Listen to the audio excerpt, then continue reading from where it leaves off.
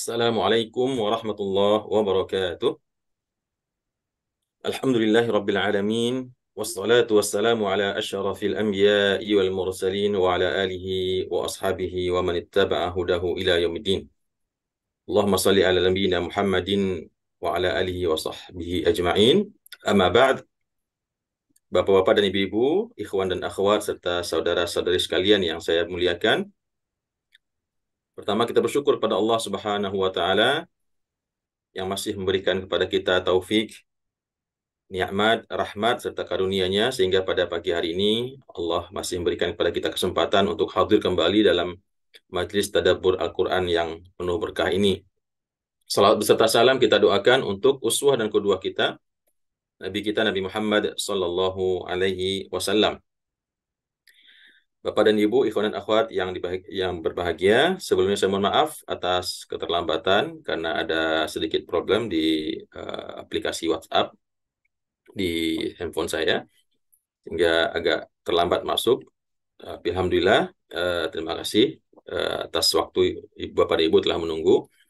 Baiklah, insya Allah pada pagi hari ini kita akan masuk kepada tadabbur Al-Quran, melanjutkan tadabbur yang sebelumnya, yaitu surah An-Nisa.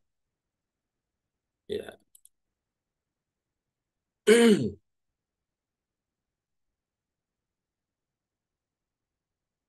Ya, surah An-Nisa ayat 15 ya. Surah An-Nisa ayat 15, insya Allah sampai ayat 19. A'udzubillahi minasyaitonirrajim. Bismillahirrahmanirrahim. Di ayat yang 15, Bapak dan Ibu, jika di ayat sebelumnya Allah Subhanahu wa taala membahas tentang ayat-ayat warisan ya, ayat-ayat mawaris ya, hukum faraid, dan Allah memperingatkan kepada orang-orang yang bermaksiat kepada Allah dan Rasul-Nya dan melampaui batas. Kemudian Allah janjikan kepada orang-orang yang bermaksiat dan melampaui batas tersebut neraka jahanam yang kekal mereka di dalamnya. Dan kemudian juga Allah menyatakan barang siapa yang taat kepada Rasulullah, kepada Allah dan Rasulullah, maka Allah juga akan memasukkan mereka ke dalam surga ya. Nah, kemudian di ayat yang ke-15 ini Allah beralih berbicara tentang perempuan-perempuan, laki-laki yang melakukan perbuatan maksiat, yaitu berupa perbuatan zina ya. Dan masih ada hubungannya dengan waris ya. Nanti di ayat 19 masih sedikit berhubungan dengan waris. Ayat 15, wallati ya'tinal fahishata min nisaikum. Dan perempuan-perempuan yang, allati ini adalah artinya yang ya, dan orang-orang yang, yaitu para perempuan, ya'tinal fahishata, yang mereka mengerjakan perbuatan fahisyah. Perbuatan fahisyah ini perbuatan maksiat yang keji ya. Perbuatan yang menyimpang, perbuatan maksiat yang mewajibkan hudud atasnya ya, perbuatan dosa. Min nisaikum, dari kalangan wanita-wanita kalian atau istri-istri kalian, maka fastashhidu alaihinna, maka datangkanlah saksi-saksi untuk mereka untuk membuktikan perbuatan fahisyah, perbuatan maksiat yang telah mereka lakukan itu, dengan arba'atam minkum, dengan mendatangkan kesaksian 4 orang di antara kalian. Ya, jadi dalam Al-Quran ketika seseorang mengetahui istri-istrinya melakukan perbuatan maksiat, artinya dia mungkin berzina dengan orang lain, dengan laki-laki lain, naudzubillah ya, maka dalam syariat kita seorang laki-laki yang menuduh istrinya berbuat demikian, maka dia harus mendatangkan 4 orang saksi, 4 orang saksi dari kalangan laki-laki yang adil ya. Nah, ini tentu ada ketentuan-ketentuannya yang ditetapkan oleh syarak, bukan sekedar bersaksi dengan mulut begitu saja, tapi harus dia bisa menceritakan tempatnya di mana, kejadiannya di mana, ya, jamnya berapa, bagaimana kondisinya, bagaimana posisinya dan sebagainya. Maka kesaksian tersebut harus detail ya, dan tidak bisa dengan sekedar ucapan saja. Maka tidak mudah memang menegakkan hudud ya, menegakkan hukuman atas perbuatan zina yang dilakukan oleh seorang laki-laki dan perempuan. Karena memang syariat Islam itu sangat hati-hati ketika menyangkut dengan kehormatan manusia. Sehingga untuk mengatakan seseorang itu, baik itu istrinya atau bukan, harus berzina, maka dia harus mendatangkan 4 orang saksi. Yang 4 orang saksi tersebut adalah orang-orang yang adil, tidak pernah terkenal berbohong, ya, bukan orang-orang yang juga ahli maksiat. Fa in syahidu, maka jika 4 orang tersebut memberikan kesaksian, fa amsikuhunna, maka tahanlah mereka, fa amsikuhunna fil buyut, maka tahanlah mereka di dalam rumah-rumah kalian, wahai para suami, hatta yatawaffahunnal maut, sampai ajal kematian menjumpai mereka. Artinya dipasung, Bapak dan Ibu, ya. Artinya kalau seorang suami menuduh istrinya berzina dengan laki-laki lain, kemudian dia berhasil mendatangkan 4 orang saksi, dan 4 orang saksi yang adil tersebut memberikan kesaksian dengan sedemikian rupa, maka dalam syariat pada zaman dahulu, Allah memerintahkan kepada para suami tersebut untuk memasung, ya, memenjarakan atau menahan istri tersebut di dalam rumah, tidak boleh keluar sampai kematian menjumpainya. Itu bentuk hukuman dulu yang Allah turunkan kepada wanita-wanita atau istri-istri yang berzina, ya, yang berselingkuh di luar rumah dengan laki-laki lain. Maka hukumannya adalah dipasung dalam rumah sampai ajal menjumpainya. Au yaj'alallahu lahunna sabila, atau sampai Allah nanti menjadikan bagi mereka itu suatu jalan keluar, ya, pengganti daripada hukum pasung. Ya, jadi ayat ini Bapak dan Ibu, ayat yang mansukh hukumnya, tapi bacanya tetap tidak berada dalam Al-Quran. Artinya yang dinasakh adalah hukumnya saja, sedangkan ayatnya tetap ditinggalkan untuk dibaca oleh manusia, oleh umat Islam, ya. Jadi untuk kita ketahui Bapak dan Ibu, dalam surah An-Nur sudah ditetapkan hudud atau hukuman-hukuman untuk laki-laki maupun perempuan yang berzina. Kalau seandainya yang berzina itu adalah bujangan dan gadis, maka dia dicambuk 100 kali. Tapi kalau yang berzina itu adalah seseorang yang sudah menikah atau pernah menikah, meskipun dia duda atau janda, maka hukumannya adalah dirajam sampai mati, ya. Dirajam, ditanam dalam tanah separuh badannya, kemudian ditinggalkan kepala bagian dadanya ke atas, kemudian dilempar dengan batu kepalanya sampai yang bersangkutan menemui ajalnya atau kematiannya. Nah, itu yang ditetapkan hukumnya oleh Allah sampai hari ini dalam surah An-Nur tersebut. Sedangkan yang kita baca pada saat ini telah dinasakh, ya, telah dihapuskan, sehingga tidak bisa kita terapkan lagi. Jadi kalau ada memang seorang istri ketahuan berzina, berselingkuh, ya, sampai berzina, dan kemudian berhasil mendatangkan 4 orang saksi, maka tidak bisa hukumannya hanya dengan sekedar menahannya atau mengurungnya atau memasuknya di dalam rumah, ya. Jadi ini hukum sebelum surah An-Nur diturunkan. Kemudian walladzani ya'tiyaniha minkum fa'adhuhuma, ya, walladzani ya'tiyaniha minkum fa'adhuhuma.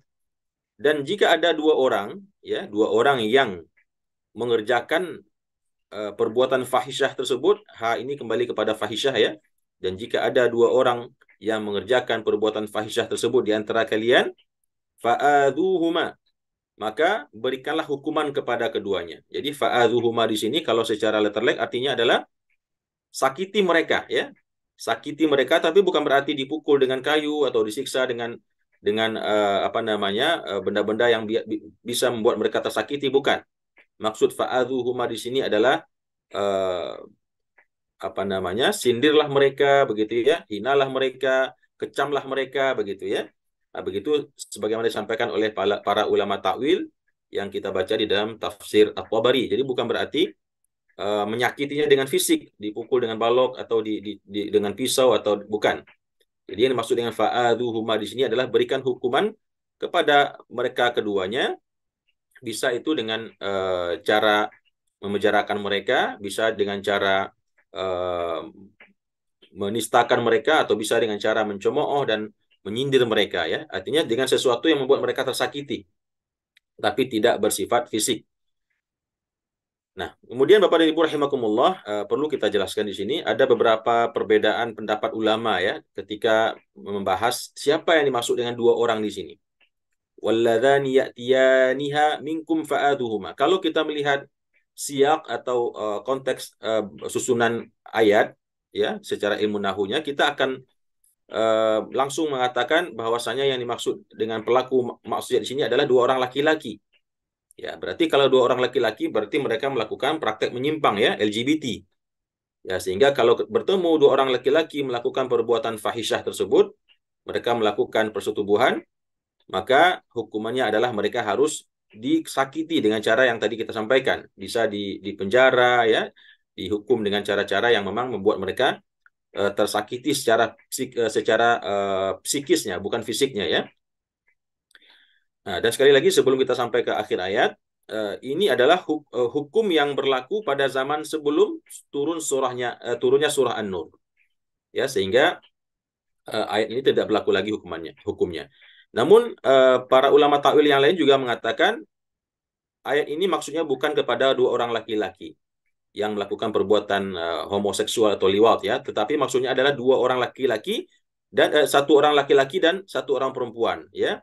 Tetapi digunakan kata-kata alladzani karena memang dalam bahasa Arab tidak ada kata yang khusus untuk gabungan dua orang laki-laki dan perempuan, maka digunakan alladzani yang pada dasarnya digunakan untuk dua orang laki-laki. Apa perbedaannya dengan yang di atas Bapak dan Ibu? Kalau yang di atas tadi adalah wallati ya'tinal fahisyah tadi di ayat yang 15, itu adalah para perempuan-perempuan yang sudah menikah. Ya, yang sudah pernah bersuami dan sudah pernah tentunya merasakan apa namanya berhubungan badan ya dengan pasangannya. Nah, mereka itulah yang waktu itu kalau kedapatan berzina atau ketahuan berzina dengan didatangkannya saksi-saksi tersebut, maka hukumnya adalah dipasung di rumah sampai menemui ajalnya, tidak boleh keluar ya. Nah, adapun bagi dua orang insan ya, gadis dan bujang, laki-laki dan perempuan yang kedapatan melakukan perbuatan zina tersebut, maka hukumannya adalah fa'adhuhuma ya, fa'adhuhuma, maka berikanlah hukuman kepada keduanya. Pada waktu itu belum diperintahkan untuk dicambuk ya. Fa'adhuhuma di sini kalau kita baca tafsirannya bisa dengan menyindir, mencemooh, mengumpat ya, atau mungkin memenjarakan mereka, membuang mereka dari kampung dan lain sebagainya. Artinya tindakan yang dapat menyakiti psikisnya mereka. Fa in taba, maka jika mereka berdua bertaubat, wa aslaha dan kemudian memperbaiki dirinya, berbuat baik, fa'aridu anhuma, maka berpalinglah kalian daripada mereka berdua. Artinya jangan dilanjutkan intimidasinya, jangan disakiti lagi begitu ya, karena mereka sudah bertaubat dan sudah berbuat islah, berbuat kebaikan ya, memperbaiki dirinya dan melakukan amal soleh. Innallaha kana tawwabar rahima. Sesungguhnya Allah itu maha menerima taubat dan maha penyayang kepada hamba-hambanya. Jadi Bapak dan Ibu rahimakumullah, dua ayat ini yang tadi sudah kita bahas merupakan ayat-ayat yang hukumnya berlaku sebelum turunnya surah An-Nur ya. Ayatnya nanti kita carikan insya Allah, yaitu az-zani waz-zaniyatu fajlidu ya, orang-orang yang berzina baik yang laki-laki maupun yang perempuan, maka cambuklah mereka berdua ya. Nah, kemudian Bapak dan Ibu rahimakumullah, di ayat yang ke-17 Allah Subhanahu wa taala mengatakan innamat taubatu 'ala Allah. Sesungguhnya taubat itu atas Allah atau diberikan oleh Allah, kewajiban oleh Allah untuk memberikan atau menerima taubat itu lilladzina ya'maluna su, hanya diberikan bagi orang-orang yang mengerjakan kejahatan, dosa ya, perbuatan yang salah bijahalah, dengan kebodohan ya. Tsumma yatubuna min qarib, kemudian mereka orang-orang yang melakukan kejahatan atau dosa dengan kebodohan tersebut lalu mereka bertaubat dalam waktu yang dekat. Nah, ini mungkin perlu kita pahami Bapak dan Ibu dengan seksama ayat ini, karena kalau kita tidak memahaminya secara baik ya kita mungkin bisa mendapatkan persepsi yang salah baik untuk diri kita sendiri, begitu juga dalam menghukum orang lain ya. Bisa kita pahami kembali, innamat taubatu, sesungguhnya taubat itu ala Allah, diterima oleh Allah bagi orang-orang yang melakukan perbuatan kejahatan bijahalah. Nah, di sini kalau kita baca tafsirnya Bapak dan Ibu, kalau kita baca secara terjemahan saja, berarti yang dimaksud di sini adalah orang-orang yang diterima taubatnya itu adalah orang-orang yang melakukan perbuatan maksiat atau dosa karena kebodohan. Kebodohan bisa jadi karena tidak tahu ada ilmu, tidak ada ilmunya bahwasanya perbuatan tersebut dilarang, diharamkan, atau juga bisa diartikan dengan kebodohan di sini adalah karena dia sudah tahu, tapi karena disesatkan oleh hawa nafsunya, disesatkan oleh syaitan laknatullahi alaihim. Nah, jadi maksud daripada ayat ini Bapak dan Ibu, bukan berarti yang Allah terima taubatnya itu hanya orang yang berbuat maksiat tidak sengaja saja atau karena tidak tahu saja, yang tahu sekalipun, ya, yang sengaja sekalipun, yang terus-menerus berbuat dosa sekalipun, tetap Allah ampuni. Ya, tapi kenapa ada kata-kata bijahalah di sini? Ulama tafsir mengatakan karena tidak ada orang yang berbuat maksiat, ya, baik sengaja atau tidak sengaja, kecuali pada saat dia melakukan maksiat tersebut dia sedang berada dalam kejahilan. Dia sedang berada di dalam kebodohan, baik dia sengaja atau tidak sengaja. Kalau dia tidak sengaja, ya itu sudah pasti karena kebodohan, ya, ketidaktahuannya. Tapi kalau karena sengaja, maka itu juga karena kebodohan. Karena dia sudah tahu itu dosa, kemudian dia lakukan, ya, berarti dia seorang yang bodoh karena sudah tahu itu dosa dan akan ada implikasi hukumannya kelak di akhirat, ya. Namun tetap dia melakukannya, maka dia berarti juga dihukum orang yang bodoh. Summa yatubuna min qarib.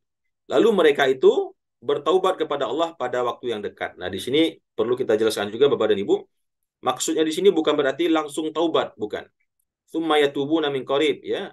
Karena bisa jadi orang mentafsirkan ayat ini dengan mengatakan sesungguhnya taubat itu hanya diterima bagi orang-orang yang tidak sengaja melakukan kesalahan atau dia melakukan kesalahan karena tidak tahu, lalu setelah tahu langsung bertaubat. Nah, bukan begitu kita mentafsirkannya Bapak dan Ibu. Tetapi kita mentafsirkannya adalah sesungguhnya taubat itu hanya Allah berikan kepada orang-orang yang berbuat dosa atau kesalahan karena kebodohannya, kemudian lalu dia bertaubat min qarib. Nah, min qarib ini dari banyak ulama takwil menjelaskan min qarib di sini artinya adalah ketika dia masih berada di dalam hidupnya. Dia belum meninggal, ya. Dia belum mendapatkan sakaratul maut, belum ghargharah, ya. Belum sampai rohnya atau nyawanya di tenggorokannya, yang pada saat itu tidak ada lagi pintu untuk taubat, ya. Nah, begitu kita cara memahaminya. Karena pada hakikatnya siapapun yang berbuat dosa, apapun perbuatan dosanya, berapapun besar dosanya, selagi dia masih belum meninggal, maka ketika dia taubat kepada Allah, baik dosanya itu dia lakukan dengan sengaja, tidak sengaja, dengan terang-terangan atau sembunyi-sembunyi, ya, karena kesombongan, ketakaburan dan lain sebagainya, selagi dia mau bertaubat sebelum nyawanya dicabut oleh malaikat maut, maka semua taubat itu diterima oleh Allah. Ya, semua taubat itu diterima oleh Allah selama dia belum mencapai atau mendapatkan berada pada situasi sakaratul maut tersebut, ya. Karena kalau sudah sakaratul maut tidak ada lagi waktu untuk bertaubat, sebagaimana yang terjadi pada Firaun. Ketika Firaun mengejar Nabi Musa alaihissalam dan pengikutnya, ketika sampai di tengah laut, Allah setelah Nabi Musa sampai di seberang lautan dan Firaun dan pasukannya masih berada di tengah laut, lalu Allah pertemukan kembali laut tersebut sehingga Firaun tenggelam. Sebelum Firaun lepas ajalnya atau mati, dia sempat mengatakan, saya beriman dengan Tuhannya Musa dan Tuhannya Harun. Ya, akan tetapi imannya tersebut tidak lagi bermanfaat baginya karena dia sudah berada pada situasi sakaratul maut, ya. Jadi Bapak dan Ibu, ketika kita membaca ayat ini bukan berarti kita mengatakan taubat itu hanya Allah berikan kepada orang yang berbuat dosa atau kesalahan karena kebodohan, nggak tahu dan lain sebagainya, lalu dia kemudian segera bertobat. Bukan begitu, ya. Tetapi maksud di sini adalah sesungguhnya taubat itu Allah berikan kepada orang-orang yang berbuat kesalahan atau dosa karena kebodohannya, ya, karena kebodohannya, lalu dia segera bertaubat atau dia bertobat sebelum kematian menjumpainya. Tsumma yatubuna min qarib, ya, sebelum ajal menjumpainya.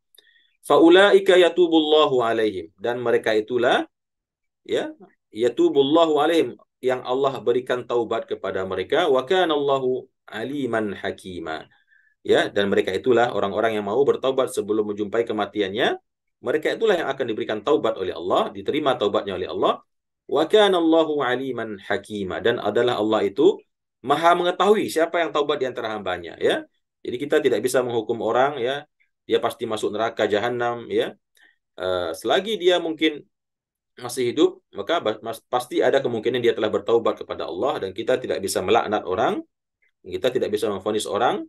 Tapi Allah lah yang Maha mengetahui siapa yang taubat di antara hamba-hambanya sebelum menjumpai kematiannya. Wa kana Allahu aliman hakima, dan Allah itu juga Maha bijaksana, ya. Maha bijaksana di dalam menyikapi taubatnya hamba-hambanya. Kemudian Bapak dan Ibu rahimakumullah, di ayat yang berikutnya Allah mengatakan walaisatit taubatu lilladzina ya'maluna sayyi'at, dan tidaklah ada taubat itu Allah berikan, akhirnya Allah tidak akan mengabulkan taubat seseorang, yaitu lilladzina ya'maluna sayyi'at, bagi orang-orang yang mengerjakan kejahatan-kejahatan, dosa-dosa, hatta, sehingga idza hadara ahadahumul mautu, hingga ketika atau apabila telah datang kepada salah seorang di antara mereka itu kematian, lalu orang tersebut baru berkata qala inni tubtul an, ya Allah, sesungguhnya aku bertaubat sekarang. Nah, jadi Allah ingin mengatakan Allah tidak akan memberikan lagi taubat kepada orang-orang yang semasa hidupnya penuh berbuat maksiat, kejahatan, lalu ketika kematian menjumpai salah seorang di antara mereka atau kematian menjumpainya, lalu dia baru mulai mengatakan, ya Allah, saya taubat sekarang. Sebagaimana tadi yang kita contohkan tentang Firaun, ya, ketika telah ditenggelamkan oleh Allah dan akan segera menjumpai kematian, baru mengatakan amantu bi Rabbi Musa wa Harun. Saya beriman dengan Tuhannya Musa dan Harun. Nah, demikian juga dengan seseorang yang mengatakan inni tubtul an. Ya Allah, sesungguhnya aku bertaubat sekarang, ya. Dan itu dia ucapkan ketika dia telah dalam posisi sakaratul maut, maka mereka ini tidak akan diberikan taubat oleh Allah. Ya, tidak akan pernah diberikan lagi taubat oleh Allah. Walalladzina yamutuna. Nah, ini tentu orang beriman maksudnya, ya. Orang-orang mukmin, orang-orang Islam yang ahli maksiat, ya, yang ahli maksiat, ya, sepanjang hidupnya bermaksiat, kemudian dia tidak sempat bertaubat, lalu ketika dia akan menjumpai ajalnya baru mengatakan, ya Allah, saya sadar, saya bertaubat, ya Allah, maka meskipun dia seorang mukmin, dia tidak akan diterima taubatnya oleh Allah, dan nanti di akhirat dia harus dicuci dulu, harus disiksa dulu dalam neraka, harus mempertanggungjawabkan seluruh perbuatannya, sesuai dengan kadar dosanya tersebut, baru nanti dia dimasukkan mungkin ke dalam surga, ya, sesuai dengan kehendak Allah Subhanahu wa taala. Tapi kalau orang-orang beriman, ya, yang bertaubat sebelum meninggal, maka insya Allah dosanya tersebut telah dihapuskan oleh Allah, sehingga begitu dia meninggal, maka ketika ditimbang amal perbuatannya, maka yang berat adalah amal baiknya karena dosanya telah dihapuskan oleh Allah Subhanahu wa taala. Nah, itu golongan yang pertama, yaitu orang-orang Islam yang tidak sempat bertobat, ya, kecuali ketika dia akan mati. Nah, itu tidak diterima oleh Allah taubatnya. Walalladzina yamutuna wa hum kuffar. Kemudian yang kedua, tidak pula Allah akan terima taubat itu dari orang-orang yang mati menjumpai ajalnya wahum kuffar, dan mereka meninggal itu dalam keadaan kafir, ya. Itu tidak akan diampuni lagi oleh Allah Subhanahu wa taala. Ulaika a'tadna lahum, dan mereka itulah, ya, a'tadna lahum adzaban alima. Mereka itu baik golongan yang pertama ahli maksiat daripada golongan umat Islam, dan golongan kedua ahli maksiat, ya, atau bukan harus bermaksiat, ya, selama dia sudah kafir, meskipun dia tidak bermaksiat, maka itulah maksiat yang paling besar, kekafirannya itu, maka telah kami sediakan untuk mereka itu siksaan azab yang sangat pedih.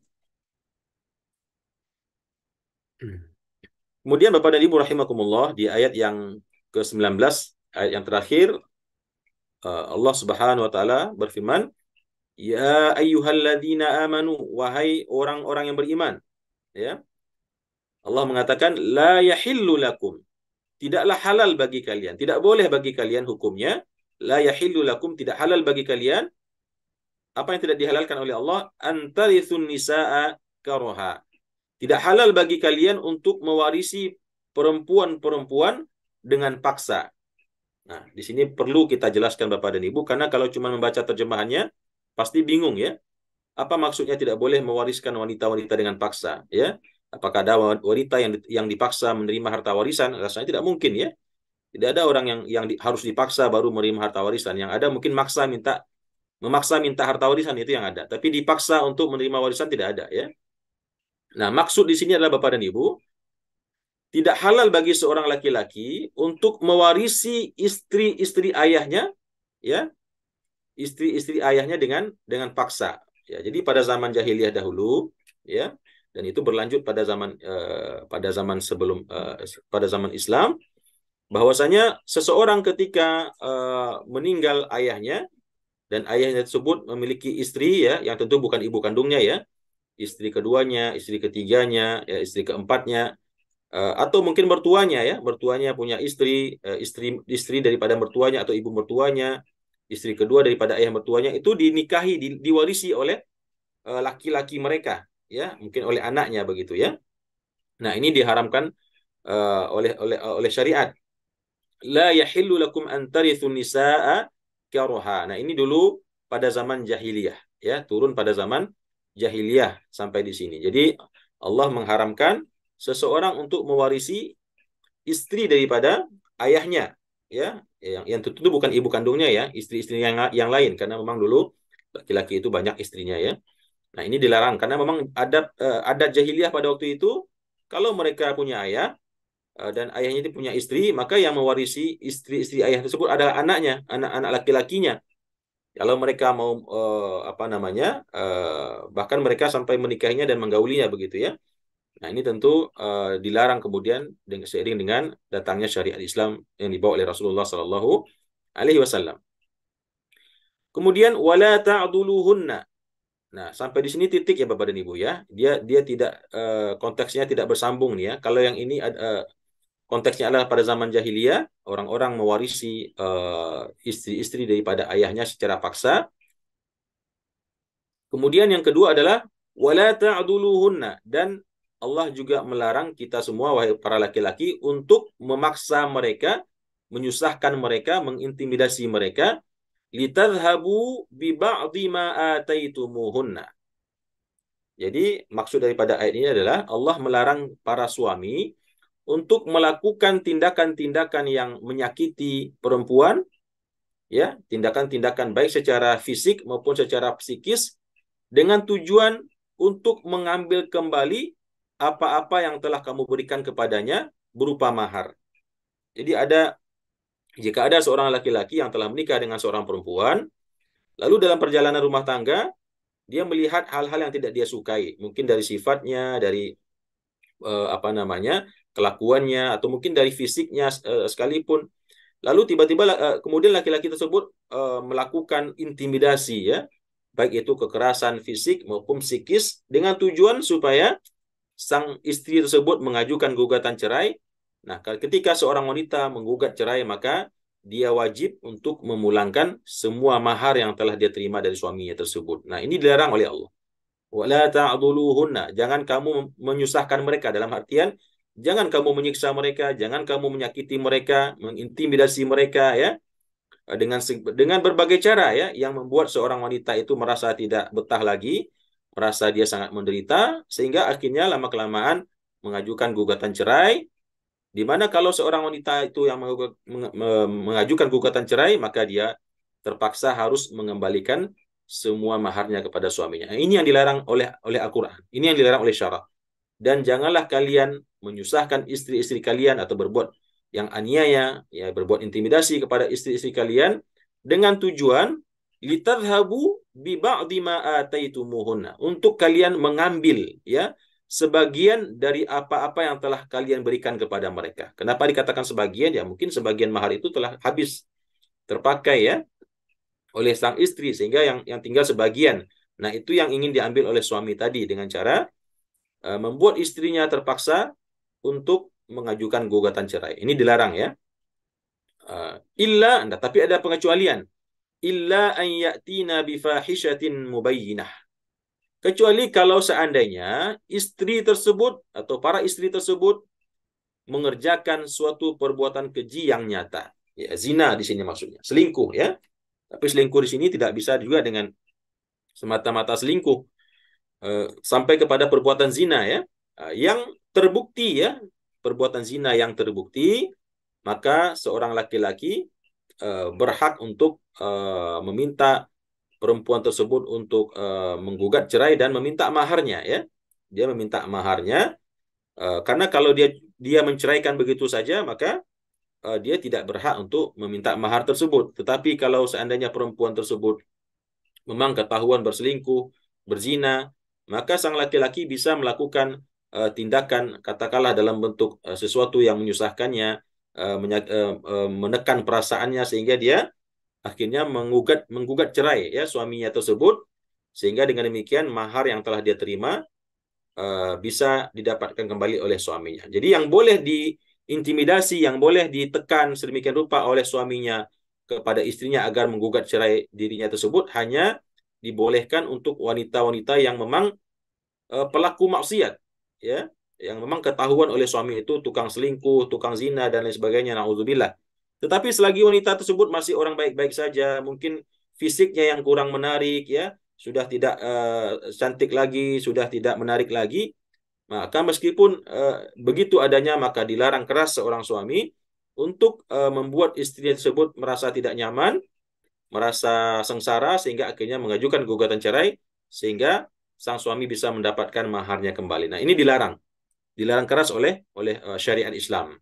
Nah, tapi ada pengecualiannya yang tadi sudah kita jelaskan. Pengecualiannya kalau memang suami curiga melihat istrinya itu tukang selingkuh dan memang akhirnya terbukti, ya, bahkan terbukti sampai memang melakukan perbuatan zina, tertangkap basah begitu di dalam kamar dalam keadaan tidak berpakaian misalkan, nauzubillah, maka dalam keadaan tersebut sang laki-laki bisa memaksa si perempuan tersebut, istrinya tersebut, untuk mengajukan gugatan cerai sehingga mahar harus dia kembalikan kepada suaminya.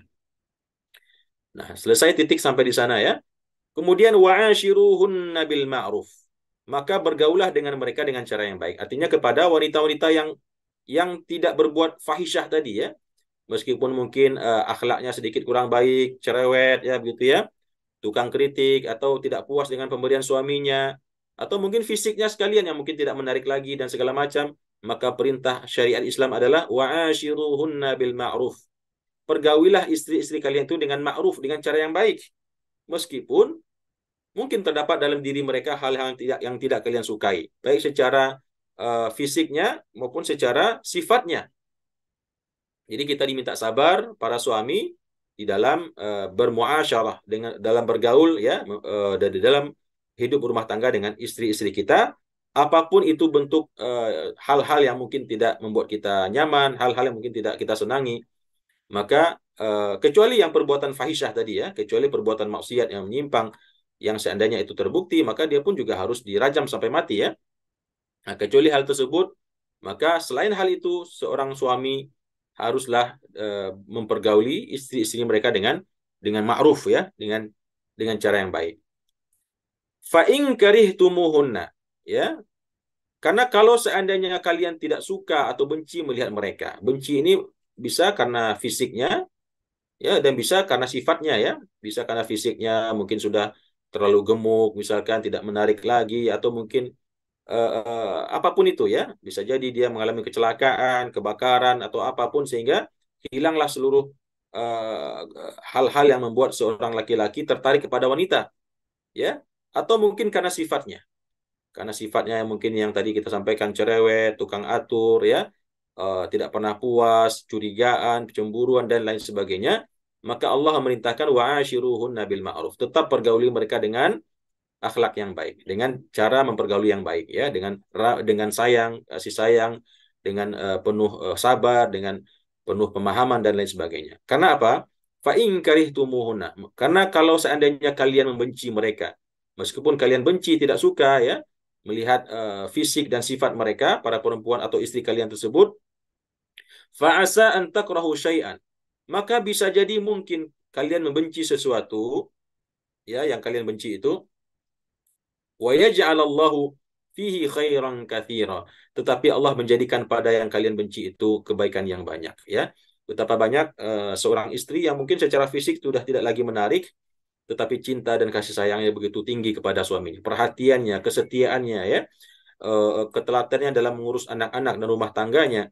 Nah, ini tentu lebih baik dibanding seorang perempuan cantik jelita tetapi dengan akhlak yang sama sekali tidak baik, dengan sifat yang sama sekali tidak baik, bahkan juga perbuatannya barangkali di belakang kita dia selingkuh dengan orang lain dan lain sebagainya.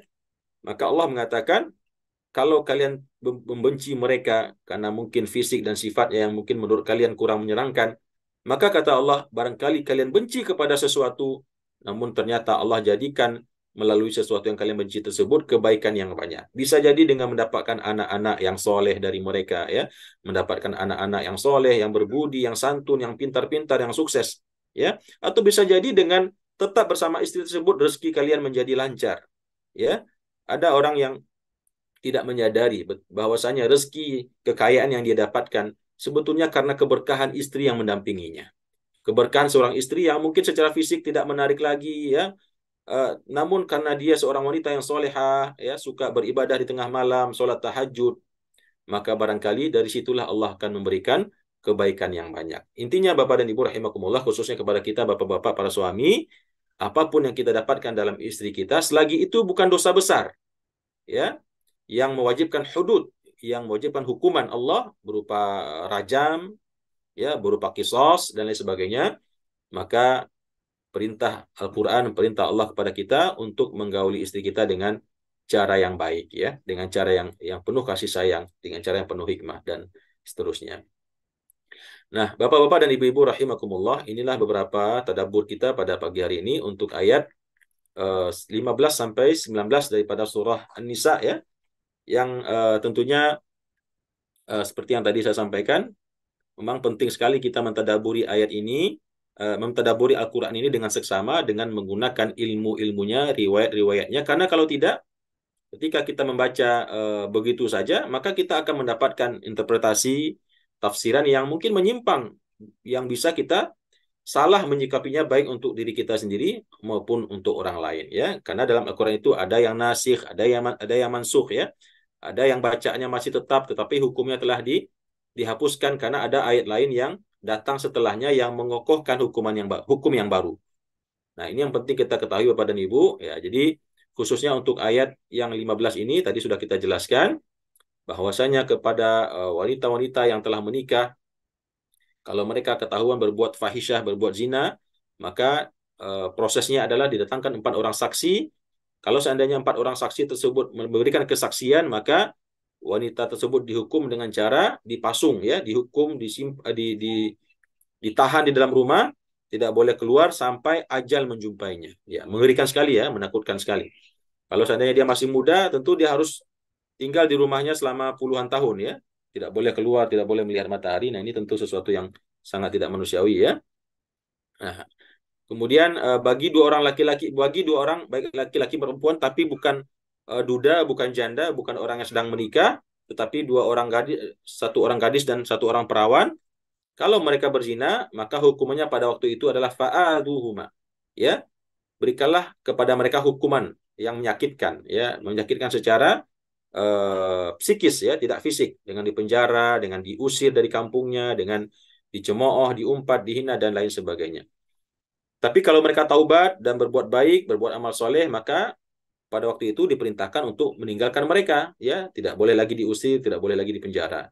Karena Allah itu Maha menerima taubat. Ini dulu, ya.